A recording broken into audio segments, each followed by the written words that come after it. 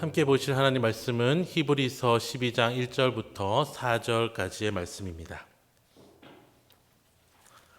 신약 367면에 있는 히브리서 12장 1절부터 4절까지의 말씀입니다.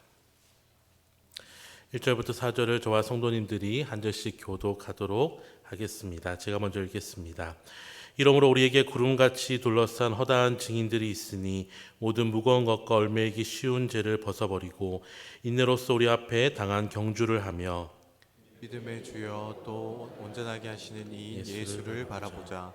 그는 그 앞에 있는 기쁨을 위하여 십자가를 참으사 부끄러움을 개의치 아니하시더니 하나님 보좌 우편에 앉으셨느니라. 너희가 피곤하여 낙심하지 않기 위하여 죄인들이 이같이 자기에게 거역한 일을 참으신 이를 생각하라. 죄와 싸우되 아직 피 흘리기까지는 대항하지 아니하고. 아멘. 청년부에서는 매년 연말이 되면 설문조사를 꼭 시행합니다. 이 설문조사를 통해서 여러 가지 다음 해를 준비하는 질문들을 하곤 하는데, 그 중에서 한 가지 질문이 이런 것이었습니다. 말씀대로 살아가면 성공할 수 있을까요? 예, 아니요로 대답하도록 설문을 조사했습니다. 얼마나 많은 친구들이 예라고 대답했을까요? 아니면 아니요라는 친구들이 더 많았겠습니까? 아니면 예라고 하는 친구가 더 많았겠습니까? 63명 중에 10명이 말씀대로 살아가면 세상에 성공하는 것은 불가능하다라고 16%가 이야기했고, 53명, 그러니까 84%는 말씀대로 살아가는 것이 세상에서 성공하는 것을 가능하게 한다라고 대답했습니다. 물론 저는 우리 청년들을 사랑하기 때문에 우리 청년들이 정말로 큰 믿음의 고백들을 하는구나라고 생각하고 싶지만, 또 한편으로는 우리 친구들이 아직 대학생 친구들도 많고 이 세상의 쓴맛을 잘 보지 못하여서 이러한 결과가 나온 게 아닐까라는 생각도 했습니다. 왜냐하면 우리가 살고 있는 세상, 특별히 우리가 매일매일 마주하며 살아가는 세상이 참 악하고 크리스천으로 살아가는 것은 더더욱 어렵기 때문입니다. 세상 속에서 말씀을 지키는 것이 우리 성도 여러분들은 쉬우십니까? 아니면 어려우십니까? 저는 참 어려운 것 같습니다. 저는 비록 어쩌면 이 교회라는 공간 안에서 일주일을 보내지만 그 가운데에서도 말씀을 지키며 살아가는 것이 어떨 때는 참 쉽지 않다라는 생각을 해보게 되어집니다. 그런 의미에서 우리가 이 히브리서 말씀을 함께 살펴보는 것은 우리의 신앙에 큰 유익이 있습니다. 왜냐하면 이 히브리서의 배경은 교회가 세워지고 그 교회가 세상 속에서 성도들이 살아가면서 맞이하였던 믿음의 어려움, 신앙을 가지고 살아갈 때에 수많은 박해와 어려움을 당한 성도들을 위로하고 권면하고 소망을 주기 위하여서 기록된 책이 바로 히브리서이기 때문입니다. 이 당시 성도들은 예수 그리스도를 주님으로 고백하고 함께 신앙생활을 하였지만 교회 문만 났으면 맞이하는 수많은 어려움들, 단순히 신앙적인 어려움뿐만이 아니라 그들의 생활과 그들의 목숨을 위협하는 수많은 위협 가운데에서 우왕좌왕하였습니다. 그리고 더러는 흩어지며 신앙을 포기하는 일도 생기게 되었습니다. 그래서 그들을 위하여서 이 히브리서가 쓰여졌기 때문에 이 히브리서를 잘 아는 것은 우리에게도 참 도움이 됩니다. 왜냐하면 우리가 사는 세상도 날이 갈수록 신앙을 가지는 것에 대해서, 예수님을 우리의 주인으로 모시고 살아가는 것에 대하여서 호의적이지 않기 때문입니다. 그래서 우리가 이 히브리서를 살펴보면서 특별히 우리의 고난과 어려움 가운데 믿음을 지킨다는 것이 어떻게 가능한지, 어떤 우리가 놓치는 것이 있다면 과연 무엇인지를 오늘 특별히 히브리서 12장 말씀을 통하여서 함께 살펴보시며 은혜의 시간이 되는 우리 모든 성도님 되시기를 주님의 이름으로 축원합니다. 우리의 살아갈 때에 세상 속에서 참 많은 어려움을 겪는 이유는 세상이 악하기 때문입니다. TV를 틀어도 기쁜 소식보다는 참 악한 일들이, 신문을 보고 그리고 우리 주위에 많은 이야기를 들어도 어떻게 사람이 이럴 수 있나, 아니면 참 사람들이 악하다, 참 사람들이 고약하다라는 말을 우리가 할 수밖에 없을 만큼 세상이 참 악합니다. 세상이 악한 것은 성경 또한 동의하는 바입니다. 하지만 특별히 오늘 히브리서 12장은 세상의 악함보다 집중하고 있는 한 가지가 있는데 그것이 무엇이냐면 결론부터 얘기하면 바로 우리 안에 내면의 악함을 이야기하고 있는 것입니다. 이것이 무슨 말일까요? 이것은 우리의 삶 가운데 마치 이런 것과 같습니다. 자석이 있는데 이 자석은 자성이 있는 어떤 물체이든 붙게 되어집니다. 제가 자석을 가지고 있다 한들 이 나무에 자석을 갖다 대면 아무런 일도 일어나지 않습니다. 작은 자석이어서 그런 것이 아니라 아무리 큰 자석을 가지고 와도 자성이 없는 물체에는 그 자석이 아무것도 작용하지 못합니다. 하지만 반대로 그 쇳덩어리가 아니면 눈에 보이진 않지만 자성을 가질 물체라면 반드시 자석에 반응하여서 붙게 되어집니다. 마찬가지로 오늘 성경이 우리에게 말하는 것은 우리의 세상이 악하지만 그 세상과 함께 반응하는 것이 우리 안에도 있다고 얘기하는 것입니다. 세상이 악하니까 그렇다, 우리는 어쩔 수 없다라는 것이 아니라 단순히 세상 때문이 아니라 우리 안에도 여전히 죄성이, 우리 안에도 이 세상의 악함과 반응하여서 함께 타협하고 넘어지는 우리의 죄성이 있는 것을 이야기하고 있는 것입니다. 그것이 바로 오늘 히브리서 12장 4절이 말하고 있는 바입니다. 우리가 4절 말씀을 한번 더 읽어보겠습니다. 너희가 죄와 싸우되 아직 피 흘리기까지는 대항하지 아니하고. 이것이 히브리서 기자의 진단이었습니다. 너희가 죄에 대해 싸우고 있는 것을 내가 안다. 너희가 믿음의 이 경주를 하기 위하여서 참 수고하고 고생하는 것 난 모르지 않는다. 하지만 문제는 무엇이냐면 너희가 죄와 싸우긴 하지만 여전히 피 흘리기까지는 대항하지 않고 있다는 것입니다. 여전히 우리 안에 세상의 죄와 반응하고 있는 우리 안에 죄를 두고 있기에 우리가 이 세상을 살아갈 때에 그 악함이 우리의 삶을 때로는 덮치고 우리를 넘어뜨리게 한다고 히브리서 기자는 말하고 있는 것입니다. 사랑하는 성도 여러분, 세상은 이렇게 이야기합니다. 너무 맑은 물에는 물고기가 못 살아. 너무 깨끗하면 그건 너무 비인간적이야. 좀 사람 냄새를 내고 살아 라고 이야기하면서 우리 안에 있는 죄를, 누구나 있는 죄이기에 허용하고 그리고 그걸 가지고 살아가는 것이 무엇이 대수냐고 말합니다. 하지만 성경은 이 히브리서뿐만 아니라 성경의 처음부터 마지막까지 일관되게 죄라는 것이 얼마나 우리의 삶에 파괴적인 영향을 가져오는지를 말합니다. 마치 오늘 설교의 제목처럼 죄는 백해 무익, 100가지 해로운 것이 있지만 단 하나의 유익도 없는 것이 있다면 그 백해 무익이라는 이 표현에 가장 잘 어울리는 것이 바로 죄라는 것입니다. 그래서 성경은 우리에게 끊임없이 죄를 이야기합니다. 왜냐하면 우리의 삶의 잘못된 진단은 우리의 삶의 잘못된 결과를 가져오기에 성경은 우리의 삶의 문제에 대한 올바른 진단을 끊임없이 이야기하는데 그것은 바로 죄라는 것입니다. 우리 안에 이 죄가 여전히 살아 숨쉬고 있다면, 사람들은 전혀 보지 못하지만 여전히 내 안에 그 죄가 우리의 삶을 은밀히 갉아먹고 있다면, 눈에 보이기에 자성이 없는 것 같은 어떤 물체도 자석을 가져다 대었을 때 붙는다면 그 안에 자성이 있는 것처럼 우리의 삶 가운데서도 이 세상의 죄악과 반응하고 있는 우리 안에 이 죄를 우리가 제거하지 않는다면, 이 죄와 피 흘리기까지 싸우지 않는다면 우리의 삶의 이 문제는 계속해서 우리의 삶을 곤고와 어려움과 낙심으로 이끈다고 오늘 성경 기자는 이야기하고 있는 것입니다. 사랑하는 성도 여러분, 이 죄라는 것이 얼마나 무서운지 그것을 너무나 잘 보여주는 대표적인 말씀이 바로 성경 제일 처음에 등장하는 선악과 이야기입니다. 선악과 사건을 살펴보면 세 가지 인간의 반응이 등장합니다. 죄를 지은 이후에요. 첫 번째는 두려움이 생기게 됩니다. 이전까지 하나님은 위대하시고 높으신 분이었지만 두려운 분은 아니었습니다. 그 하나님을 경외하며 그 하나님 앞에서 피조물인 사람이 하나님을 예배하며 살아갔지만 결코 하나님이 두려워서 무섭거나 피하고 싶은 존재는 아니었습니다. 하지만 인간이 죄를 지었을 때 어떤 일이 일어났나요?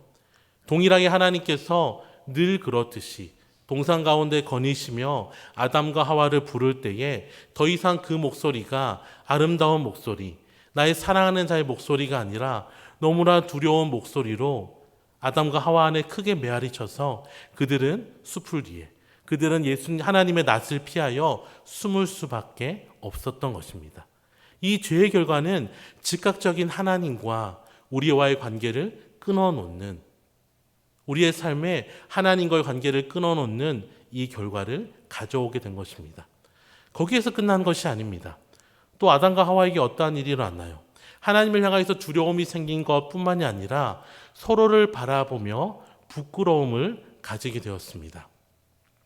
가만히 생각해 보면 이런 선악과라는 엄청난 사건에 부끄러움이라는 감정은 어울리지 않는 것 같습니다. 아니, 선악과를 먹었으면 뭐 팔이 하나 잘리든지 아니면 막 번개가 치든지 아니면 어떤 다른 일이 일어나야 되는데 선악과를 먹은 이후에 서로에게 생긴 변화가 부끄러워서 옷을 해입은 것입니다. 이것이 무엇을 의미할까요? 첫 번째는 이것은 이전에는 부끄러움이라는 것이 없었다는 것입니다. 하지만 죄를 짓고 난 이후에 부끄러움이 생기게 된 것입니다. 이 부끄러움은 무엇일까요? 마치 우리가 혼자 씻고 우리가 우리 자신의 모습을 바라볼 때에 스스로의 벗은 몸을 바라보면서 부끄러워한 사람은 없을 것입니다. 하지만 누군가 타인이 우리의 벗은 몸을 보면 우리는 당연히 부끄러운 것이죠. 하지만 내가 더 많이 벗었다 하더라도 아무도 보지 않고 내가 나를 거울을 통해 본다면 부끄러운 마음은 들지 않습니다. 저처럼 너무 좀 지나치게 건장하면 좀 마음에 안 드는 그런 좀 불쾌한 기분은 나올 수 있지만 부끄러움이라는 감정은 전혀 다른 것입니다. 그런데 왜 아담과 하와가 선악과를 먹고 난 이후에 부끄러웠을까요? 그것은 창세기 2장에 둘이 한 몸이 되라는, 부부라는 것이 서로 다른 두 존재를 하나 되게 하신 하나님의 그 놀라운 역사가 죄가 그들 가운데 들어가기 시작했을 때에 서로를 다른 존재로 바라보게 된 것이죠. 이전에 서로 벗으며 모든 생활을 함께 했지만 그럼에도 전혀 부끄러워하지 않았던 서로가, 온전한 하나였던 그 부부가 죄를 짓기 시작했을 때 이제는 더 이상 너는 내가 아니고 나는 네가 아니게 된 부끄러움이 시작된 것입니다. 죄는 하나님과 사람과의 관계를 끊어놓은 것뿐만 아니라 이 죄는 사람과 사람의 관계도 끊어놓았습니다. 더 이상 내가 이전에 나의 사랑하는 자라고 내 뼈 중에 뼈요 내 살 중에 살이라는 그 고백은 온데간데 없고, 선악과를 먹은 이후에 하나님이 내게 주신 저 여자 때문에 내가 이렇게 죄를 지을 수밖에 없었다고 하나님을 향하여 또 서로를 향하여 비난하고 정죄하는 모습이 창세기의 죄의 결과인 것을 우리에게 보여줍니다. 여기에서 끝이 아닙니다. 또 어떤 일이 일어났죠? 죄를 짓고 난 이후에 하나님께서 아담과 하와에게 이렇게 말씀하시죠. 이제는 더 이상 너희 때문에 땅이 저주를 받아. 너희가 열심히 땀을 내어 수고하여도 가시와 엉겅퀴가 너희의 소산을 제대로 먹지 못하게 할 것이라고 말씀하십니다. 우리의 죄의 결과로 땅이 저주를 받아서 더 이상 우리가 하나를 심으며 하나를 기대하는 것이 마땅히, 하나님 우리에게 허락하신 법칙은 10개를 심으면 10개, 오히려 50개, 100개를 거둘 수 있는 은혜를 주셨지만 죄로 인하여서 땅이 저주를 받아서 우리가 땀을 흘려도 겨우 우리가 먹을 수 있는 것을 간신히 얻을 수 있는, 하나님과 사람의 관계가 끊어졌을 뿐만 아니라 사람과 사람과의 관계가 끊어지고 더 나아가서 사람과 세상과의 관계가 끊어지게 된 것입니다. 이 엄청난 세 가지 사실은 다른 것들로 인하여서 주어진 것이 아닙니다. 이 세 가지는 모두 다 죄로 인하여서, 이 죄라는 것이 우리의 삶에 들어오기 시작했을 때에 하나님과의 관계를 끊어놓고 이웃과의 관계를 끊어놓고 세상과의 관계를 처참하게 끊어내는 것입니다. 그래서 죄가 참 무섭습니다. 거기에서 그쳤나요? 한 장을 넘기면 창세기 그 다음 장에는 가인이 아벨을 죽이는, 사람을 비난하고 핑계하는 데서 멈추지 아니하고 가인이 아벨을 죽이게 되는, 자신의 혈육을 죽이는 일, 거기서 끝나나요? 그렇지 않습니다. 그 이후에는 사람을 죽이고도 부끄러워하는 것이 아니라 내 삶에 나를 1만큼 공격하는 사람이 있으면 나는 10배로 갚아주겠다는 라멕의 노래가 등장하고 거기서 끝나나요? 그렇지 않습니다. 창세기 뒤로 갈수록 이제는 바벨탑을 쌓아서 하나님, 예전엔 두렵고 피하는 존재였다면 내가 왜 피해야 돼? 내가 왜 두려워해야 돼? 라고 말하며 하나님을 대적하는 단계까지 이르게 된 것입니다. 이 모든 것은 다른 것이 아니라 죄가 우리의 삶에 작동하기 시작하였을 때에 일어난 사실임을 창세기는 우리에게 너무나 분명하고 자세하게 보여주고 있는 것입니다. 사랑하는 성도 여러분, 그래서 죄는 우리의 삶에 백해무익합니다. 죄는 결코 우리의 삶에 사람 냄새를 나게 하고 좀 죄를 지어야 서로 편안하게 서로 바라볼 수 있게 하는 그런 것이 아닙니다. 죄는 우리의 삶을 깨트리고 망가뜨리는 것을 모자라서 계속해서 우리 안에 멈추지 않고 하나님과 이웃과 세상을 향하여서 하나님께서 지으신 모든 것을 파괴하고 또 파괴하는, 마치 우는 사자와 같이 곳곳을 다니며 울부짖는, 바로 그것이 우리의 삶의 죄라. 그래서 오늘 히브리서 12장 4절은 너희가 죄와 싸우되 아직 피 흘리기까지는 대항하지 아니하는 것에 대하여 분명히 이야기하고 있는 것입니다. 데살로니가 4장 5장 22절 말씀도 함께 읽어보겠습니다. 시작. 악은 어떤 모양이라도 버리라. 사랑하는 성도 여러분, 악은 어떤 모양이라도 버리라는 이 이유가 우리의 삶에 왜 주어졌는지 성경을 읽으면 읽을수록 우리의 삶에 이 죄를 경험하면 경험할수록 우리는 인정할 수밖에 없는 너무나 무거운 사실입니다. 죄는, 악은 어떤 모양이라도 버려야 합니다. 사랑하는 성도 여러분, 혹시 여러분의 마음 가운데 다른 사람들은 모르지만 여전히 은밀하게 남겨둔 죄악의 씨앗이 있으십니까? 아직 내 안에 그렇게 크게 활짝 피지 않았다고, 여전히 내가 이 정도는 컨트롤할 수 있다고 말하면서 여전히 제거하지 않는 악의 어떤 모양이 있으십니까? 성경은 그 악의 씨앗은 끝까지 씨앗으로 남아있는 것이 아니라 반드시 자라서 열매 맺고 우리의 모든 삶을 황폐하게 함을 성경은 우리에게 보여줍니다. 사랑하는 성도 여러분, 악은 어떤 모양이라도 버려야 합니다. 죄는 피 흘기까지 싸워야 할 대상이지 타협하고 품고 안고 가도 되는 결코 그러한 것이 아닌 것입니다. 그렇다면 어떻게 해야 될까요? 당연히 우리는 이 죄에 대하여서 피 흘기까지 대항하여야 합니다. 그렇다면 그것이 어떤 의미인지를 오늘 우리가 함께 읽었던 1절부터 3절까지가 이야기해 주고 있는데, 먼저 1절 말씀을 우리 쉬운 성경 버전으로 함께 읽어보도록 하겠습니다. 1절 말씀입니다. 우리에게는 이렇게 많은 믿음의 증인들이 있습니다. 그들의 삶은 우리에게 믿음이 무엇인지를 말해주고 있습니다. 그러므로 포기하지 말고 우리 앞에 있는 정주를 열심히 합시다. 우리의 삶 속에서 방해가 되는 것들은 다 없애버리고 우리를 쉽게 올가매는 죄를 벗어버립시다.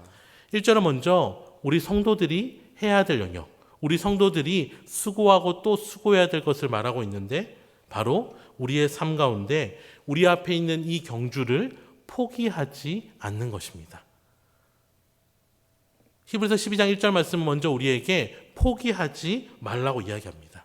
그것은 우리가 해야 되는 것입니다. 하나님, 포기하지 않게 해주세요 라고 기도하는 것도 필요하지만 우리의 삶 가운데 우리가 끊임없이 싸우고 또 싸우고 우리가 포기하지 않아야 될 유일한 한 영역이 있다면 그것은 이 믿음의 경주입니다. 이 믿음의 경주를 포기하지 않는 것이 왜 그렇게 중요할까요? 그것은 내가 포기하지 않는다면 하나님은 우리를 포기하지 않으시기 때문입니다. 사랑하는 성도 여러분, 왜 우리가 이 믿음의 경주를 끝까지 걸어야 할까요? 왜냐하면 하나님은 우리를 포기하지 않기 때문입니다. 하나님 마치 팔짱을 끼고 여기에서 내가 딱 한 명만, 마치 오징어 게임처럼 단 한 명만 내가 통과시킬 거야. 잘못하기만 하면 너는 내가 더 이상 나의 사랑 안에서 너를 지켜주지 않을 거야 라고 말하시면 우리를 탈락시키거나 불합격시키기 위해서 우리의 삶에 계신 분이 아니십니다. 그분은 우리를 사랑하시기에 우리의 삶 가운데 이 믿음의 경주 가운데 함께 하시며 우리를 향하여서 이야기하는 것입니다. 내가 너의 삶 가운데 정말로 원하는 것 한 가지는 포기하지 않는 것이야. 이 믿음의 경주를 포기하지 마. 내가 너를 포기하지 않았는데 왜 너가 너의 삶을 포기하냐라고 말하며 우리의 삶의 이 경주를 계속해서 함께 하자고 권면하시며 또 함께 하자고 새 힘을 허락하여 주시는 것입니다. 왜냐하면 이 길을 위하여서 예수님께서 우리에게 행하신 대가는 너무나 놀라운 것이기 때문입니다. 그것을 히브리서 12장 2절과 3절이 기록하고 있는데요. 함께 읽어보도록 하겠습니다. 우리 믿음의 시작이며 또 믿음을 완전하게 하시는 주님만을 바라봅시다. 예수님께서는 십자가에서 돌아가실 때 아무것도 아닌 것처럼 모든 부끄러움을 참아내셨습니다. 예수님께서는 하나님께서 예비해 두신 기쁨을 기대하셨기 때문에 그렇게 하실 수 있었던 것입니다. 이제 그분은 하나님 보좌의 오른편에 앉아 계십니다. 예수님을 생각하십시오. 예수님께서는 죄인들이 그를 미워해서 악한 일을 할 때에도 묵묵히 참으셨습니다. 지칠 때라도 낙심하지 말고 예수님의 본을 따르기 바랍니다. 예수님께서는 팔짱 끼고 우리에게 야 포기하지 마. 나 포기하면 너 함께하지 않아. 라고 말하는 것이 아니라 우리의 삶에 이 포기하지 않을 수 있는 이유가 무엇인지를 2절과 3절이 이야기해 주고 있는데 이 믿음의 길은 예수님께서 먼저 걸으신 길이기 때문입니다. 여러분 오늘 본문에서 예수님은 부끄러워하지 않으셨다고 말했습니다. 이것은 그 상황이 하나도 부끄럽지 않았다는 것이 아니라 우리 때문에 예수님은 부끄러우셨지만 하지만 그 모든 것을 기쁘게 참아내실 수 있었다는 것입니다. 왜요? 예수님에게 기쁨은 무엇일까요? 오늘 본문이 말하는 하나님이 주시는 그 기쁨이라는 것이 무엇일까요? 하나님이 그 길을 걸으면 잘했다라고 말한 그것을 기대하셨을까요? 하나님께서 이 모든 일을 허락하시고 예수님께서 이 십자가의 길을 걸으실 때 그분의 머릿속에 있던 것은 바로 저와 여러분이었습니다. 저와 여러분의 그 구원을 바라보시며 나의 고난과 나의 부끄러움, 사람들이 조롱하고 나를 향해 침뱉고 나를 향하여서 비난하지만 나의 이 죽음으로 인하여서 내가 사랑하는 침산제일교회의 성도들을 살려낼 수 있다면 난 이 길을 걷는다. 난 부끄럽지 않는다. 내 길은 결코 내 삶을 부끄럽게 하는 것이 아니라 이 길을 지나고 날 때에 주어질 그 놀라운 얻게 될 수많은 생명, 그 안에 바로 저와 여러분을 생각하시며 주님은 그 십자가의 길을 끝까지 참아내신 것입니다. 사람들이 비난하고 사람들이 부끄럽게 하는 그 많은 것 가운데서도 예수님은 아무렇지 않기 때문에 그 일을 감당하신 것이 아니라 그 십자가의 길을 먼저 걸으셔야만 우리의 삶에 구원이 주어지기에 그분은 그 십자가의 길을 끝까지 인내하며 걸으신 것입니다. 그리고 이제 우리를 향하여서 예수님께서 말씀하십니다. 내가 너를 위하여서 걸은 이 길, 이제는 내가 너에게 맡긴다. 나의 걸음으로 인하여서 수많은 초대교회 성도들이 나의 이 걸음을 따라갔고 그 수많은 걸음을 바라보면서 2000년이 넘는 시간 동안 이 교회의 역사가 이어져 온 것처럼 이제 나는 너에게 이 길을 맡긴다. 나는 네가 이 믿음의 길, 이 순종의 길, 이 십자가의 길을 걸어서 너의 말뿐만이 아니라 너의 그 삶으로 우리의 다음 세대 그리고 세상이 아직 예수님을 알지 못하여서 여전히 예수님을 믿는 사람을 비난하며 우리를 조롱하는 그들에게 예수님의 사랑이 무엇인지를 보여주시길 원하시는 것입니다. 여러분 그것이 바로 주님을 바라보는 것입니다. 사랑하는 성도 여러분, 우리의 삶의 이 믿음의 걸음, 우리가 포기하지 않아야 될 이 믿음의 길은 주님을 바라볼 때 가능함을 믿으시기 바랍니다. 주님께서 이 길을 먼저 걸으셨습니다.